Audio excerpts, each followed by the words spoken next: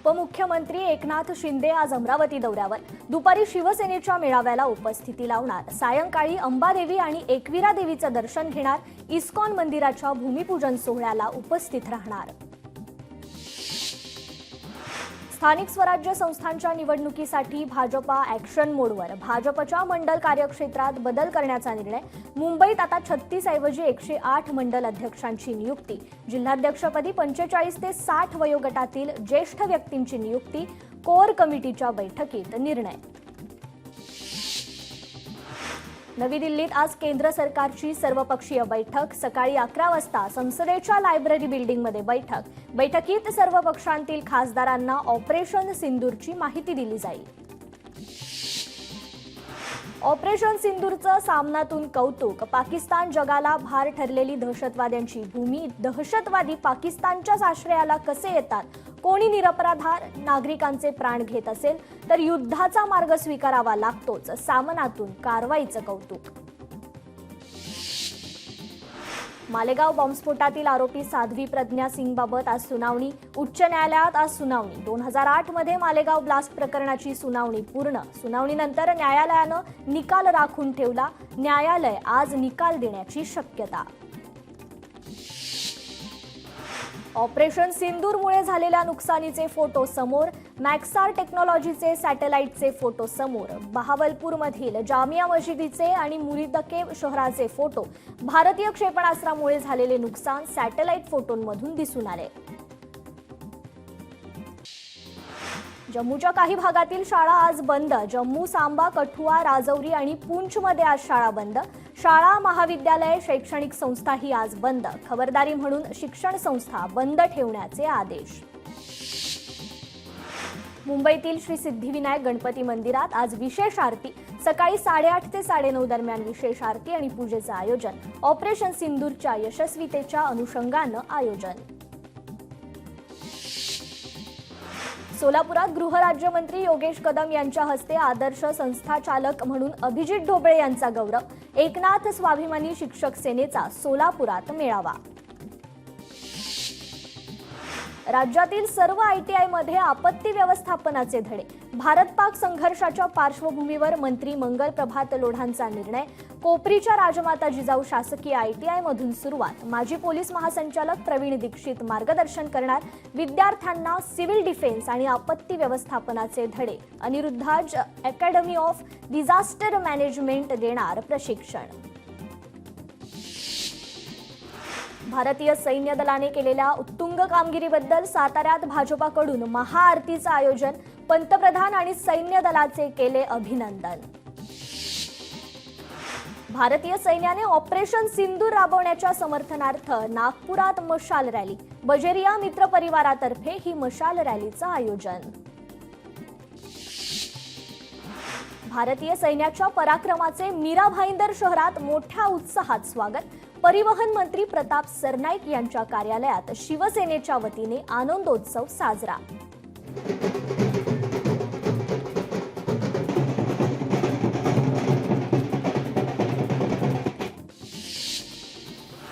मुंबईत बजरंग दलाकडून हल्ल्याचं स्वागत करण्यात आलंय। पेढे वाटत साजरा करण्यात आला जल्लोष।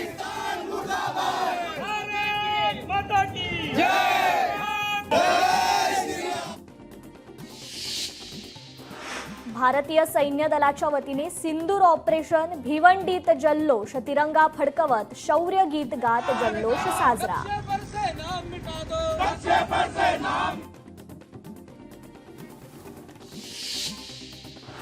भारताचा पाकिस्तानवर हल्ला। छत्रपती संभाजीनगरमध्ये जल्लोष। भारताने केलेल्या कारवाईचं नागरिकांकडून कौतुक करत फटाके फोडून उत्सव साजरा।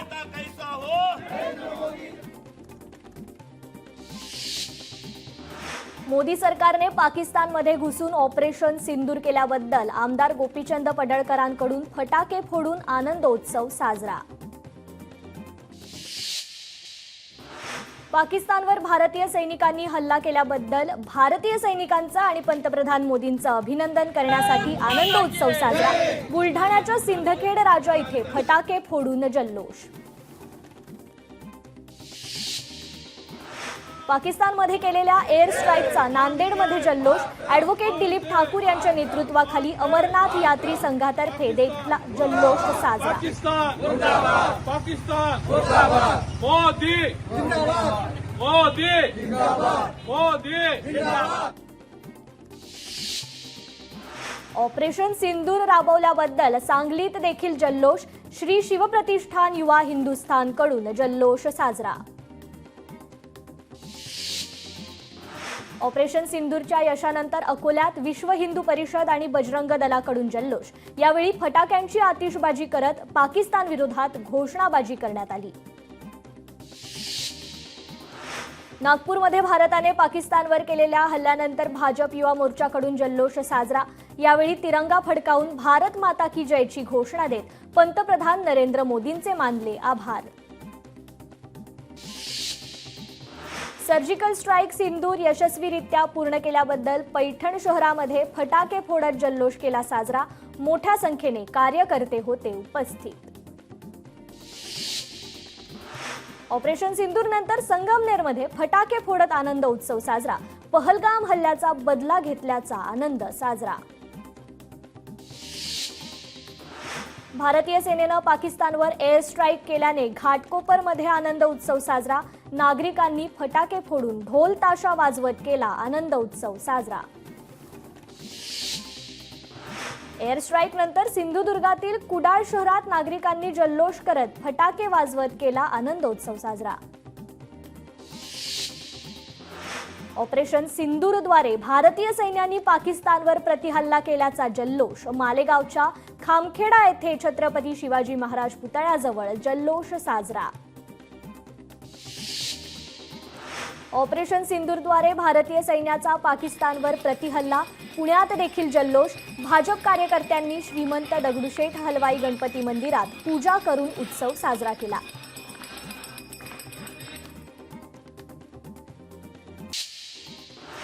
केंद्र सरकारच्या आदेशानंतर वाराणसीत मॉकड्रिलची तयारी.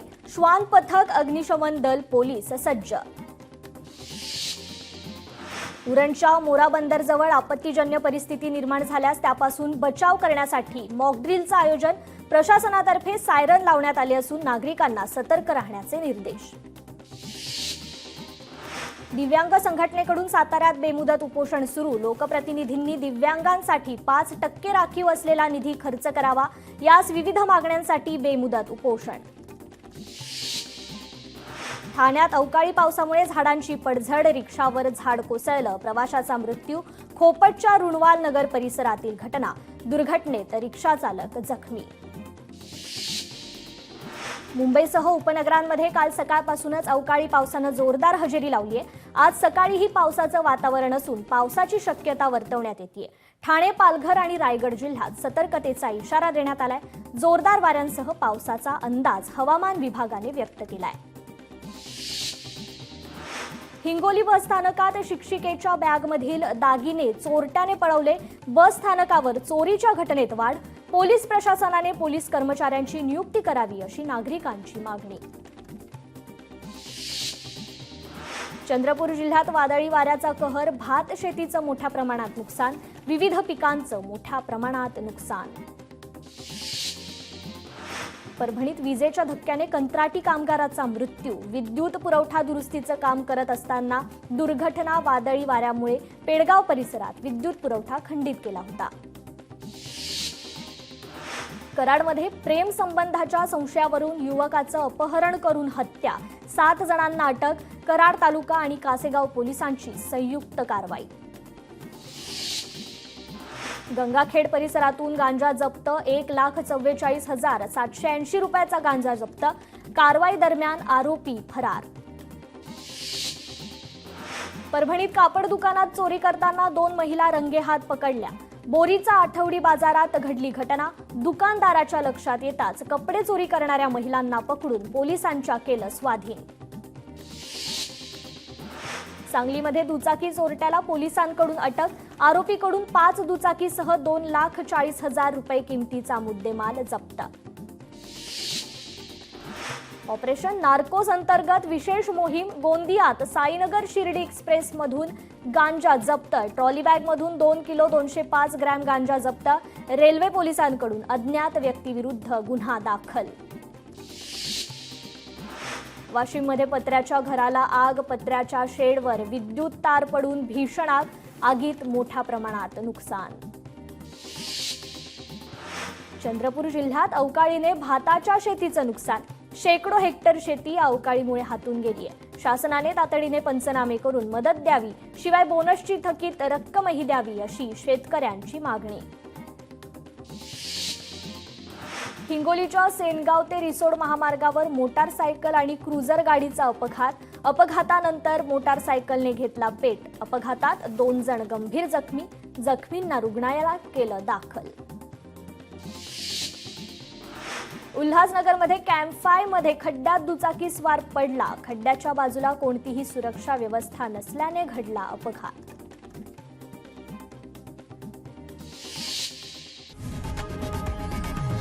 लोकशाही मराठी ऐका, पहा, जागरूक रहा.